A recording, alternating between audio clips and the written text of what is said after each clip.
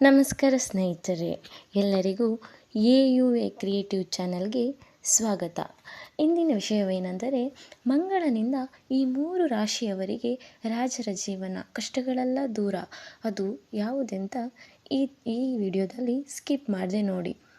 ಗ್ರಹದ ಅಧಿಪತಿ ಮಂಗಳ ಪ್ರಸ್ತುತ ವೃಶ್ಚಿಕ ರಾಶಿಯಲ್ಲಿದ್ದು, ರುಚುಕ ಜೊತೆ ಕೇಂದ್ರ ತ್ರಿಕೋನ ರಾಜಯೋಗವನ್ನು ರೂಪಿಸುತ್ತಾನೆ. ಇದು ಪ್ರತಿಯೊಂದು ಕ್ಷೇತ್ರದಲ್ಲೂ ಯಶಸ್ಸು, ಆತ್ಮವಿಶ್ವಾಸ ಮತ್ತು ಗೌರವವನ್ನು ತರುತ್ತದೆ. ಈ ರಾಶಿಗಳಿಗೆ ಒಳ್ಳೆಯ ದಿನಗಳು ಪ್ರಾರಂಭವಾಗಬಹುದು. ಅನಿರೀಕ್ಷಿತ ಆರ್ಥಿಕ ಲಾಭದ ಸಾಧ್ಯತೆಯಿದೆ. ಹಾಗಾದರೆ ಬನ್ನಿ ಸ್ನೇಹಿತರೆ, ಆ ಲಕ್ಕಿ ರಾಶಿಗಳು ಯಾವುದೆಂದು ಹೇಳುತ್ತೇನೆ.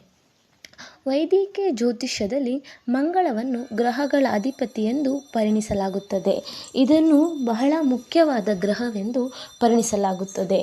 ಮಂಗಳವನ್ನು ಯುದ್ಧ, ಶೌರ್ಯ, ರಕ್ತಭೂಮಿ ಇತ್ಯಾದಿಗಳ ಅಂಶವೆಂದು ಪರಿಗಣಿಸಲಾಗುತ್ತದೆ.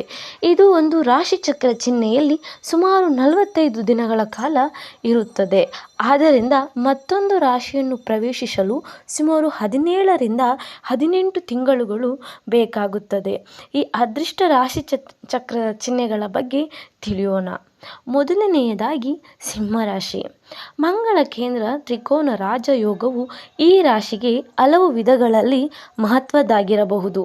9ನೇ ಮನೆಯ ಅಧಿಪತಿಯಾಗಿರುವ ಮಂಗಳ 4ನೇ ಮನೆಯಾದ ಕೇಂದ್ರ ಮನೆಯಲ್ಲಿ ಸಾಗುತ್ತಿದ್ದಾನೆ.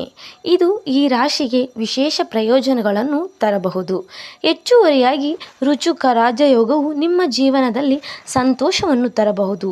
ಹೊಸ ಉದ್ಯೋಗ ಅಥವಾ ಹೊಸ ವ್ಯವಹಾರದ ಸಾಧ್ಯತೆ ಇರುತ್ತದೆ. ಉದ್ಯೋಗಿಗಳು ಸಹ ಗಣನೀಯ ಯಶಸ್ಸನ್ನು ಸಾಧಿಸಬಹುದು. ನಿಮ್ಮ ಬಾಸ್ ಮತ್ತು ಮೇಲಾಧಿಕಾರಿಗಳು ನಿಮ್ಮ ಕೆಲಸದಿಂದ ತೃಪ್ತರಾಗಬಹುದು ಮತ್ತು ಅವರ ಸಂಪೂರ್ಣ ಬೆಂಬಲವನ್ನು ಪಡೆಯಬಹುದು. ಪರಿಣಾಮವಾಗಿ ನೀವು ದೊಡ್ಡ ಗುರಿಗಳನ್ನು ಸಹ ಸಾಧಿಸುವಲ್ಲಿ ಯಶಸ್ವಿಯಾಗಬಹುದು.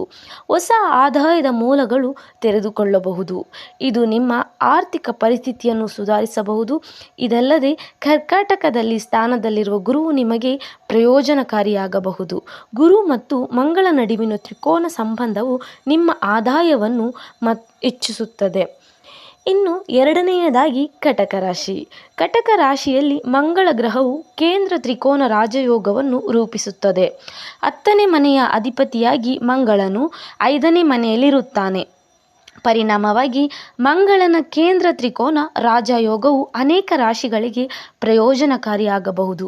ಈ ರಾಶಿಯಲ್ಲಿ ಜನಿಸಿದವರು ತಮ್ಮ ಮಕ್ಕಳಿಂದ ಒಳ್ಳೆಯ ಸುದ್ದಿಯನ್ನು ಪಡೆಯಬಹುದು. ಉದ್ಯೋಗಿ ವ್ಯಕ್ತಿಗಳು ಅನೇಕ ಹೊಸ ಉದ್ಯೋಗ ಅವಕಾಶಗಳನ್ನು ಕಂಡುಕೊಳ್ಳಬಹುದು. ಇದು ಅವರ ಜೀವನಕ್ಕೆ ಸಂತೋಷ ಮತ್ತು ಸಮೃದ್ಧಿಯನ್ನು ತರಬಹುದು. ಸರ್ಕಾರದಿಂದ ಆರ್ಥಿಕ ಲಾಭಗಳು ಸಾಧ್ಯ. ನೀವು ಸರ್ಕಾರಿ ಕೆಲಸದಲ್ಲಿ ಯಶಸ್ಸನ್ನು ಕಾಣುವಿರಿ ಮತ್ತು ಗಣನೀಯ ಲಾಭವನ್ನು ಗಳಿಸುವಿರಿ.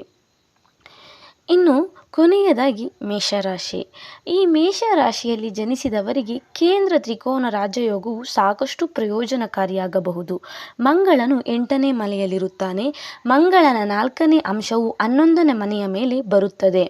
8ನೇ ಮನೆ 11ನೇ ಮನೆಗೆ ಸಂಪರ್ಕಗೊಂಡಾಗ ವ್ಯಕ್ತಿಯು ಅನಿರೀಕ್ಷಿತ ಆರ್ಥಿಕ ಲಾಭಗಳನ್ನು ಅನುಭವಿಸಬಹುದು. ಈ ರಾಶಿ ಚಕ್ರ ಚಿಹ್ನೆಯಡಿಯಲ್ಲಿ ಜನಿಸಿದವರು ಶಿಕ್ಷಣ ಕ್ಷೇತ್ರದಲ್ಲಿಯೂ ಗಮನಾರ್ಹ ಪ್ರಯೋಜನಗಳನ್ನು ಅನುಭವಿಸಬಹುದು. ಸಂಶೋಧನೆ, ವೈದ್ಯಕೀಯ, ಇಂಜಿನಿಯರ್ ಅಥವಾ ತಂತ್ರಜ್ಞಾನದಲ್ಲಿ ತೊಡಗಿರುವ ವಿದ್ಯಾರ್ಥಿಗಳು ಗಮನಾರ್ಹವಾಗಿ ಪ್ರಯೋಜನ ಪಡೆಯಬಹುದು. ಅವರು ವಿದೇಶದಲ್ಲಿ ಉನ್ನತ ಶಿಕ್ಷಣ ಪಡೆಯುವ ಅವಕಾಶಗಳು ಸಹ ಹೊಂದಿರಬಹುದು. ಈ ರಾಶಿ ಚಿಹ್ನೆಯಡಿಯಲ್ಲಿ ಜನಿಸಿದವರು ಗುಪ್ತ ನಿಧಿಗಳನ್ನು ಕಂಡುಕೊಳ್ಳಬಹುದು ಮತ್ತು ಕಳೆದುಹೋದ ಹಣವನ್ನು ಮರಳಿ ಪಡೆಯಬಹುದು.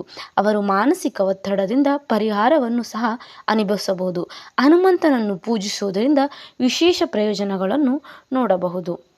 ನೋಡಿದಿರಲ್ಲ ಸ್ನೇಹಿತರೆ, ಇಂದಿನ ಈ ವಿಡಿಯೋದಲ್ಲಿ ಯಾವ ರಾಶಿಯವರಿಗೆ ರಾಜರ ಯೋಗವಿದೆ ಎಂದು. ಹೀಗೆ ನನ್ನ ಚಾನಲ್ನ ಸಬ್ಸ್ಕ್ರೈಬ್ ಮಾಡಿ. ಧನ್ಯವಾದಗಳು.